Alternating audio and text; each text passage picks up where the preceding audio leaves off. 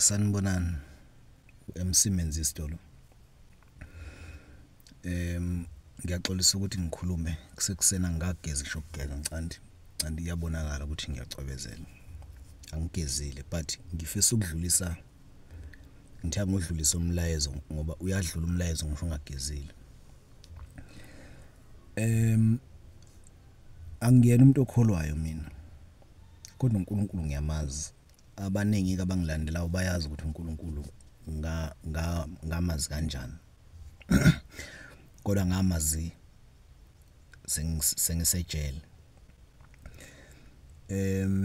Ngiyamthanda kakhulu uNkulunkulu. Ngiyamthanda kakhulu enendlela engimthanda ngayo. Ngimthanda mina uNkulunkulu angimthandi ngalendlela abantu abaningi abamthanda ngayo noma angimazi ngalendlela abantu abaningi abamazi ngayo. Kodwa bazo understand asebengilandele nje isikhathi eside ngoba that is a very long story. Kunamavesi amabili eBhayibhelini. As we all know ukuthi iBhayibheli li-twisted. Kunamaqiniso eBhayibhelini kodwa futhi kunezinye izinto ezingekona amaqiniso ezatwista njengamaRoma. Bayazi abaningi ukuthi ipolitiki yaseRome ye-imperialism iyona yashintsha iBhayibheli in order ukuthi isuthe ama-ends abo, ama-political ends. Ngoba amaRome ikakhulukazi ngaphansi kuka King Constantine the Great, so akwazi ukushintsha iBhayibheli nje ayifakele okunye akhipha okwakufanele kube seBhayibhelini. Siyazi ukuthi thina sinzalo yama-Israyeli, so siqhamuka lapha ya labantu okubhalwe ngathi ngabe eBhayibhelini ngokhokho bethu labo, akusibo okhokho bamaRoma lapho kubhalwe ngabe eBhayibhelini. So amaRoma yonke lento yayenzeka eBhayibhelini yayenzeka la eAfrika. Kodwa ke ngenxa yepolitiki yayisi itshontshwa ngamaRoma ukuthi bese ngazi ukuthi yonke le nto yabo njengoba benza noJesu abamhlophe everything of which uJesu wayengena umuntu omhlophe, uyabona. Futhi wayengabizwa ngoJesu ngoba igama elithi Jesu, I mean the letter J, uletha nje J, uJ nje uJ lo is 500 years old. Ufike ngo1524 uJ uqhamuke nje ngo1524 ngesingeneke lapho. Kodwa nje before 1524 kuyale kushuthi uJesu nje belingekho igama elithi Jesu, uyabo. Kodwa kumlando omunye lo. Kunamavesi amabili engiwathanda kakhulu lapha eBhayibhelini. Ngithanda uJohn 5 uqala kuverse 1. Bese ngizothanda leli vesi la khona uYeshua uJesu lo. La khona uYeshua wayekhuluma ngothando lokuthanda uNkulunkulu.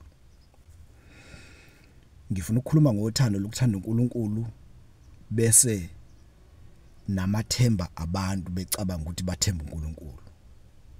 Incane into esusa umuntu kuNkulunkulu onguJehova, ngichaze lokho. Incane into esusa umuntu kuNkulunkulu onguJehova. Incane ncu.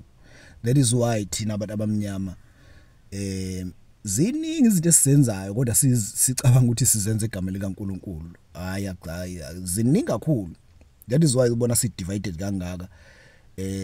Senza into eziningi bese sifaka uNkulunkulu ngaphakathi, siyaxova nje senza into eziningi. So incane into esisusa umuntu uNkulunkulu enisuka ngempela futhi nina lokhu nicabanga ukuthi hayi nisena uNkulunkulu nize nizibuza ukuthi ingozi ezingaka zenzeka kanjani uNkulunkulu ekhona kanti hayi uNkulunkulu futhi wakubeka kwacaca ukuthi yena uyaqhela la akakhishwa khona.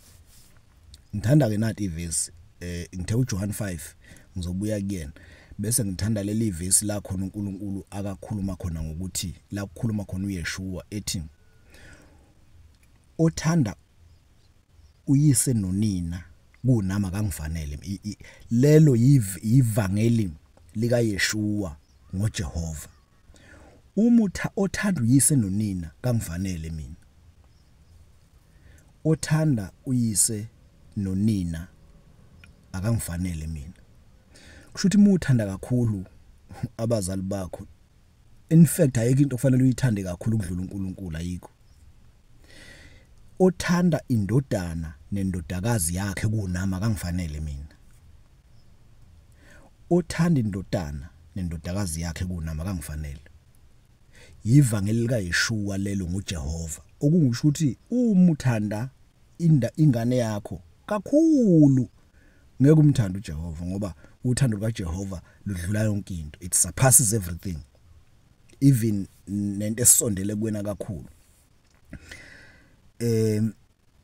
Nothanda indodana nendodakazi yakhe kangifanele mina. Uma uthanda indodana nendodakazi yakho kakhulu awusenalo uthando lokuthanda uJehova. Ayikho into efanele uyithande. There must be this connection between wena noNkulunkulu. And uyabona uma uthandaza uNkulunkulu ubiza igama lakhe kuphela. Once wabiza elinye usededile kwena uNkulunkulu akasekho. Mokwabiza elinye igama. Asedluleke lapho. Ngifuna ukubuya kuJohn 5. UJohn 5 ukhuluma ngeChibi LaseBethesda. Kunendawo lapha ya eJerusalem ekwakuthiwa iBethesda.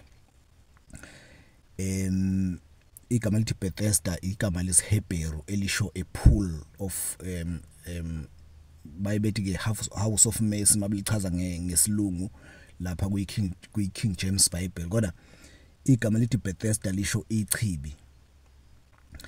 So kunendawo eyayibizwa ngeChibi LaseBethesda lapha ya eJerusalem la khona amaJuda ngesikhathi sika Yeshua ngesikhathi sika Jesu ngesikhathi sokuphila uJesu ngeminyaka la uJesu aphila. iBhayibheli lihlupha ngokuthi alinayo iminyaka, alisho ukuthi ngalonyaka livele libhale nje ngenxa ukuthi ngalesa sikhathi sokuqoshwa kwama scriptures kwangabalekile ukubhala ukuthi namhlanje njoba kuzingaki futhi nama dates ay obviously ayingakabikho. Kuleli Chibi LaseBethesda kwakugcwala leli Chibi lalisendaweni nje elapha eJerusalem.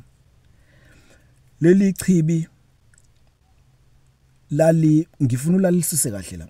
Leli Chibi kwakugcwala kuleli Chibi kwakusuka abantu ukube njoba ngela Richards Bay ukube kungasuka abantu koMaritzburg beze la eRichards Bay leli Chibi LaseBethesda besuke ko-Eastern Cape ko-Western Cape abanye besuka koZimbabwe. Kuleli Chibi leli Chibi lalizamazama lalingenaso futhi isikhathi sokuzamazama. Leli Chibi iChibi isiziba ngisho kanjalo isiziba esikhulu. Lesi siziba sasithi masizamazama angazi ukuthi kwatholeka kanjani ukuthi lesiziba masizamazama uma ngena umuntu ogulayo la uzosinda, angazi ukuthi kwaqala kanjani kodwa kule yandawo yaseBethesda abantu babethi begcwala kakhulu kuleli Chibi. Lalithi malinyakaza leli Chibi linyakaza bese kuthi ongene eqala ngesikhathi linyakaza noma bekuthuba engahambi ezishosha noma ukuthuba engayitholi ingane noma ukuthuba engabone emehlweni noma ukuthuba enaluphi uhlobo lwesifo wayelithi malinyakaza lizamazama leli Chibi bese kuthi ongene eqala kuleli Chibi wayesinda esifeni sakhe noma bekuthiwa iphethwe uchoko noma bekuthiwa wayiphethwe yini wayesinda.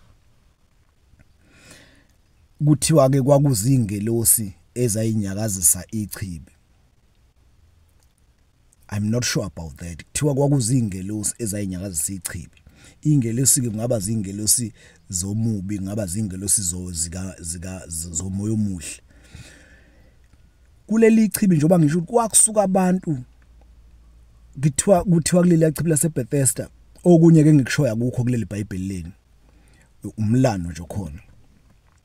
Kuleli Chibi wawukusuke eManguzi uze eRichards Bay kuleli Chibi ngisibonela ukuthi laliqhele kangakanani.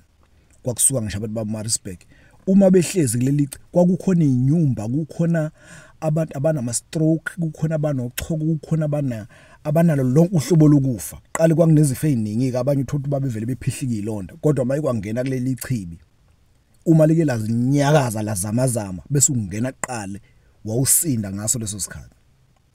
So abantu bonke abantu bakule yandawo amathemba abo ayikuleli Chibi futhi lalibasindisa leli Chibi.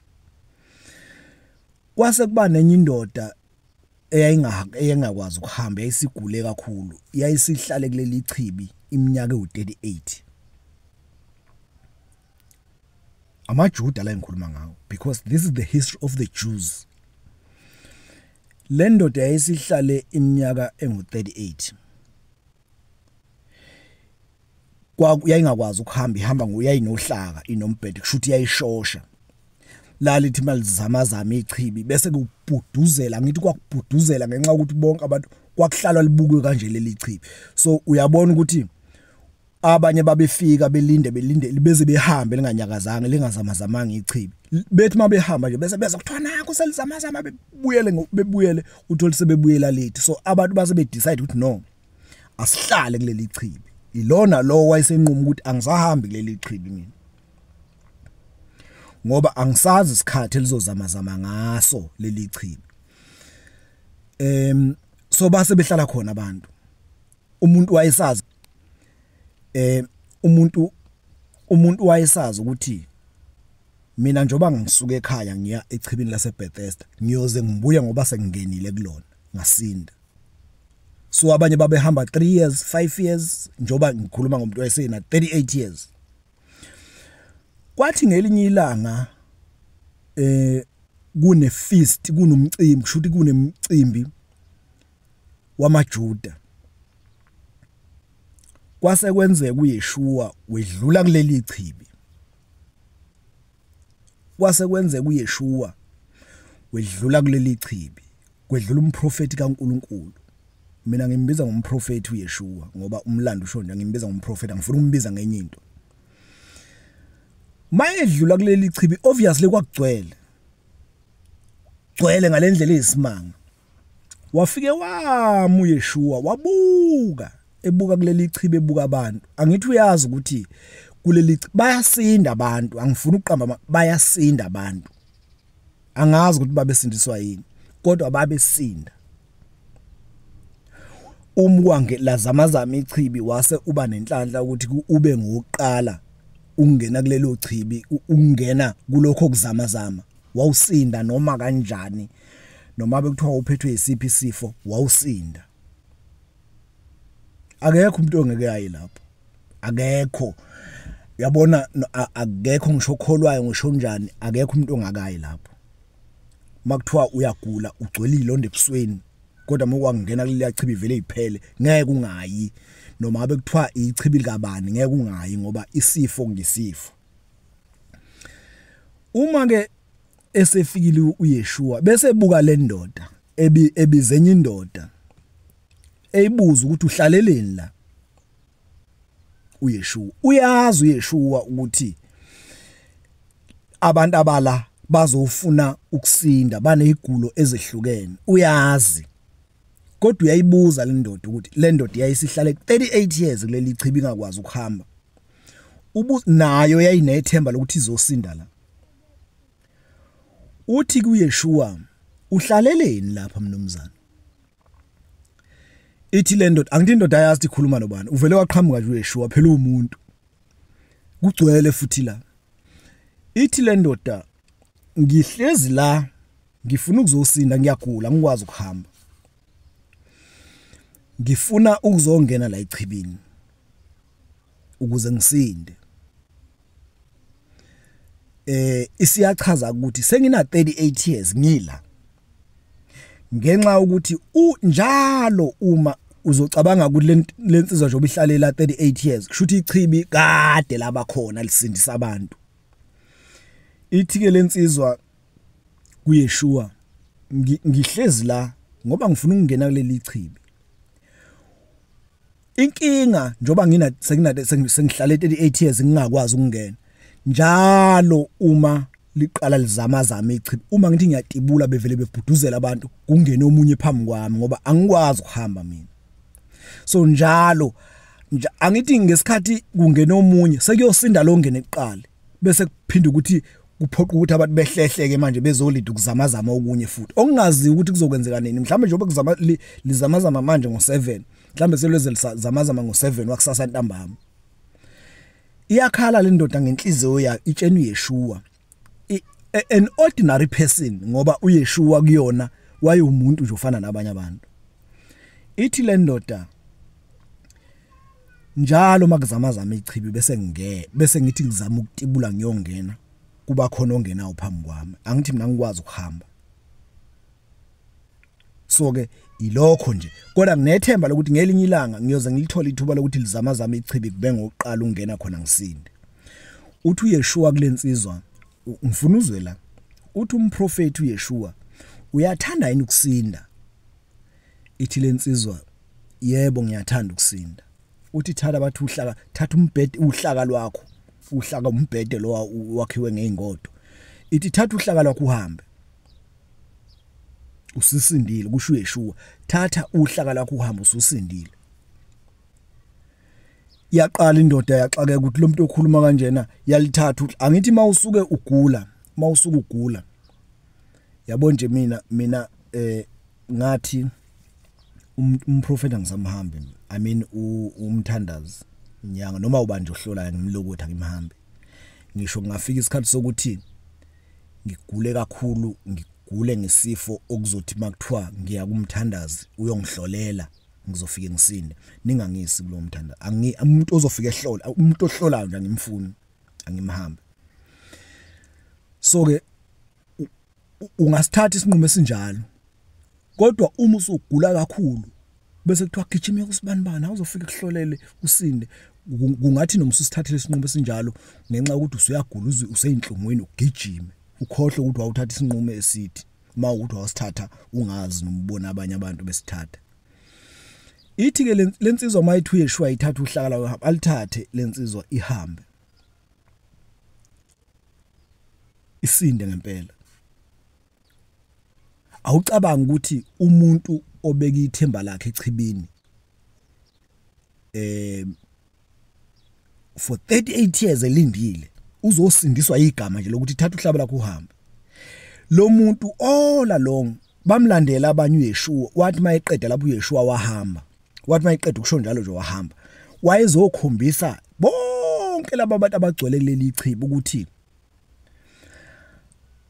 abanye benu ukusinda kwabo akukho kuleli ichibi kuthiwa zingelo sizayinyangazisa leli ichibi mina angazi angifuni ukuvuma kodwa angazi kungenzeka ukuthi wena obuka la le video ucabanga ukuthi ukusinda kwakho noma ukuphila kwakho noma ukukhululeka nje kwakho kusechibini usulinde for 38 years usulinde for 5 years ucabanga ukuthi wena uzosindiswa yileli ichibi emva kwalokho uYeshua esehambile kwakuyisabatha ngalelo langa uthe sehambile uYeshua bamlandela abantu bamlandela abantu ngoba la efika khona uYeshua wayefika enza isimangaliso besehamba bese bemlandela abantu futhi babe ngacelani babe ngabonisani iphunga lakhe ayenalo babe emlandela abantu athe amaJuda mehlangana nalensizwe ithwele uhlaka aseyibamba athi hey wena yindaba uthwale ngesabatha ngoba asithwalanga ngesabatha yayithi lensizwe ongisindisile uyena uthi angithwalele oluhlaka ayisemzingela uYeshua amaJuda efuna ukumpersecute ukumshushisa ukuthi wena uthi abantu abathwale ngesangakuthwala ngesabatha la fast forward uthi kuYeshua mayesekhuluma nalamaJuda nina aningikholwa mina ukuthi engikushoyo aningikholwa mina ukuthi engikushoyo ngiyaphazamiseka la aningikholwa mina ukuthi engikushoyo kuphuma kuNkulunkulu kodwa mangaqhamuka omunye umuntu la esho kwakhe okuphuma kuyena nizomkholwa nini ngicela ukuyibamba la